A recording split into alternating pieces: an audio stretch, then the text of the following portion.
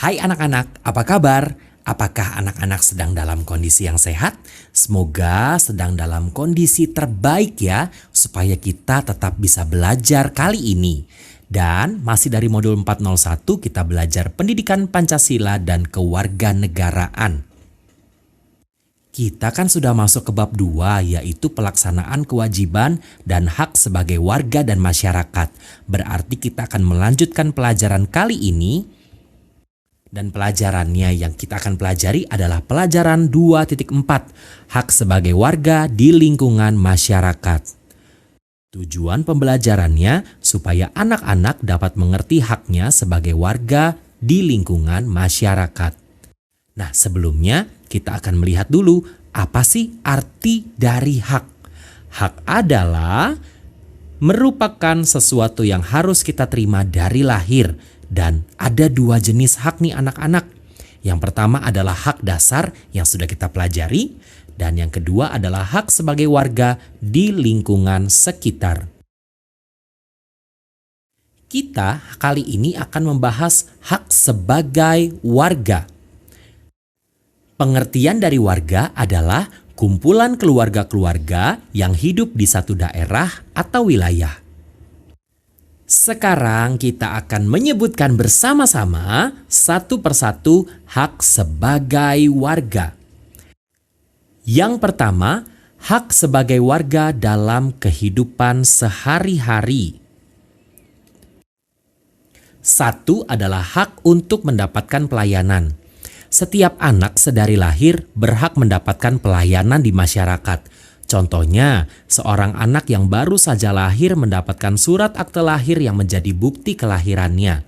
Akte lahir ini akan digunakan sampai anak dewasa seperti untuk keperluan membuat KTP dan paspor. Setelah berusia 17 tahun, seseorang berhak mendapatkan KTP atau kartu tanda penduduk. KTP ini diperlukan seseorang untuk banyak keperluan seperti melamar kerja, menikah, membuat rekening bank, dan keperluan lainnya. Nah, setiap keluarga juga mendapatkan pelayanan untuk membuat KK atau kartu keluarga. Isinya ialah nama anggota keluarga inti dan semua orang yang hidup dalam satu rumah tersebut. Bisa tante, om, dan sepupu dapat dituliskan dalam kartu keluarga tersebut. Kartu keluarga ini fungsinya untuk banyak hal seperti membuat KTP, membuat surat tanah, untuk mendaftarkan asuransi, dan lain-lain. 2. Hak sebagai warga adalah untuk mendapatkan perlindungan dan rasa aman. Ini adalah salah satu hak mutlak yang dimiliki oleh seseorang, yaitu mendapatkan perlindungan dan rasa aman. Kita berhak merasa aman di rumah bersama keluarga dan tidak perlu takut akan ada pencurian, perampokan, atau musibah. Jika hal buruk terjadi seperti perampokan, kita berhak mendapatkan perlindungan dari pemerintah dan bantuan dari masyarakat. Berikutnya yang ketiga adalah hak untuk menyampaikan pendapat. Setiap orang berhak mendapatkan kesempatan untuk menyampaikan pendapatnya tanpa rasa takut. Walaupun kebebasan berpendapat dijamin oleh negara, kita juga harus bijaksana dalam menyampaikan pendapat agar tidak terjadi perpecahan. Dan juga kita harus menghargai pendapat orang lain walaupun berbeda dari kita. Menyampaikan pendapat dapat dilakukan di mana saja, asalkan berbicara dengan menggunakan kalimat yang santun dan tidak untuk menyalahkan atau menghakimi orang lain. Etika dalam menyampaikan pendapat adalah berbicara dengan jelas, tidak bernada kasar, dan penyampaiannya dengan benar, tidak asal-asalan. Keempat, hak mendapatkan perlakuan yang sama. Setiap orang berhak mendapatkan perlakuan dan kesempatan yang sama di dalam masyarakat atau hukum.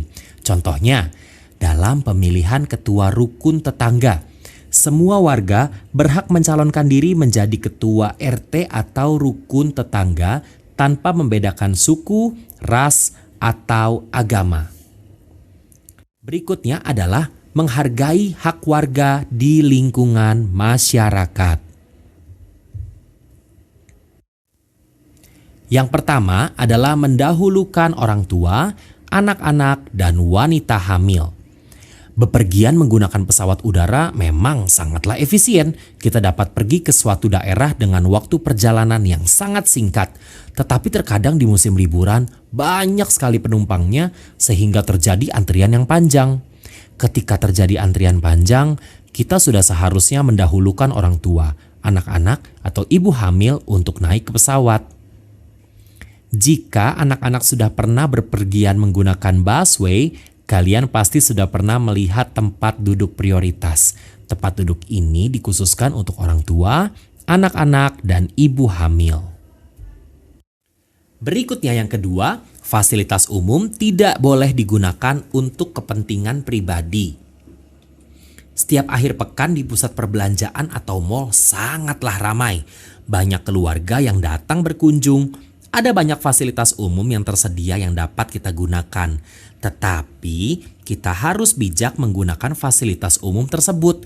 Contohnya, toilet yang tersedia terbagi antara lain untuk perempuan, laki-laki, dan toilet khusus bagi pengguna kursi roda. Jika kita bukan kategori pengguna kursi roda, kita haruslah menggunakan toilet yang biasa walaupun toilet tersebut kosong.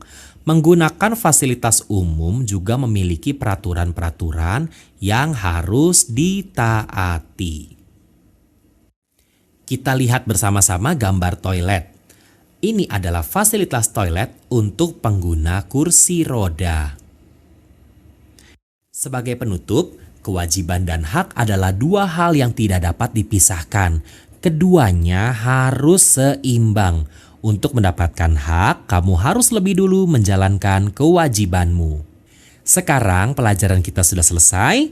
Anak-anak dapat kembali mengambil buku kegiatan dan mengisi pelajaran 2.4 hak sebagai warga di lingkungan masyarakat.